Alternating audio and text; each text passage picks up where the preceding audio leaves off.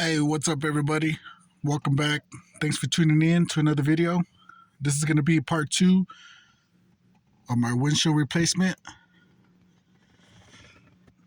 No more cracks. Got the rear view mirror ornament hanging proudly. Came out good. Took about 30 minutes for the guy to do. No more cracks.